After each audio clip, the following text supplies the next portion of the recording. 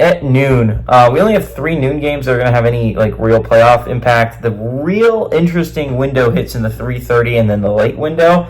But noon, this is probably the best game I would say at the noon window. We got number 4 Miami, who's 9-0, traveling to Georgia Tech, who's 5-4. Miami favored by 11 points on ESPN. Cam Ward's gone 216 to 322, thrown for 3,146 yards, 29 touchdowns, 6 interceptions. Damian Martinez has had 104 carries for 595 yards and 8 touchdowns. Xavier Restrepo's had 51 catches for 856 yards and 9 touchdowns. Haynes King on the ground has gone 136 to 191, thrown for 1,568 yards, 8 touchdowns, 1 interception. Jamal Haynes had 122 carries for 598 yards and 8 touchdowns. Malik Rutherford has had 50 catches for 594 yards and 2 touchdowns. This series is tied 14-14 all time. Last game did go to Georgia Tech in 2023.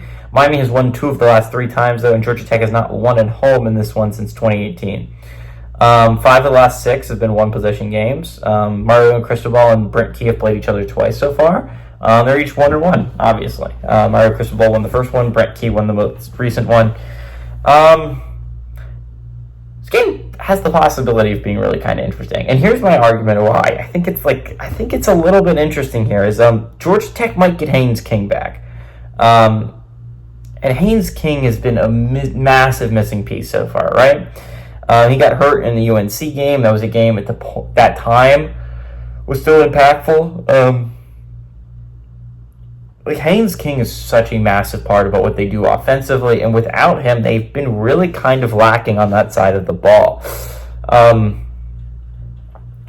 Miami is a really good football team. I'm not going to say differently, but they've been caught sleepwalking before, and the big problem with them is their defense, right? That's the big weakness. You can watch it week in, week out. The offenses are able to put up points against them.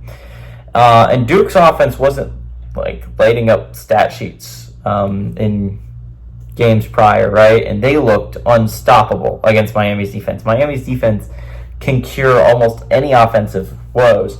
The crazy thing about them is Miami can win in spite of how bad their defense is, right? Like Cam Ward is going to make you win in a shootout. And I think that's going to come back to bite them against certain football teams. Like, I don't know if you can beat, you can absolutely beat SMU in a shootout, but they could go toe-to-toe with you. They have the offense to go toe-to-toe. You know, there's some teams where it's like, yeah, I don't know if that strategy is going to work if you draw Ole Miss in the playoffs, right? Like, having to go toe-to-toe. Like, if you need an offense that can go toe-to-toe with you, you're kind of screwed. That being said, I think Haynes King off an injury, it's not going to be like a recipe for winning the football game, in my opinion, for Georgia Tech. Like, you need to be able to go toe-to-toe with Cam Ward, and I don't know if a crippled Haynes King, even if he comes back, can go toe-to-toe with Cam Ward.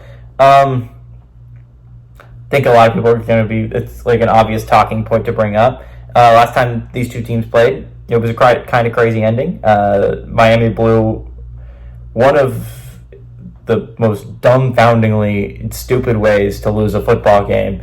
And so there's a chance for revenge here for Miami, right? Like, they lost one of the dumbest football games last year. And Georgia Tech pulled up an absolute thriller against Miami last year. Georgia Tech's really good against ranked teams. So I wouldn't be surprised if this game was close for like 2 quarters, 3 quarters. But I think Miami ends up pulling away. This is, I would say, probably the hardest game left on the year for Miami. You have to go to Syracuse at the end, so maybe that is. But they were able to beat Duke last week. I think they should be able to beat Georgia Tech here. Give me Miami to win and Miami to cover on the road.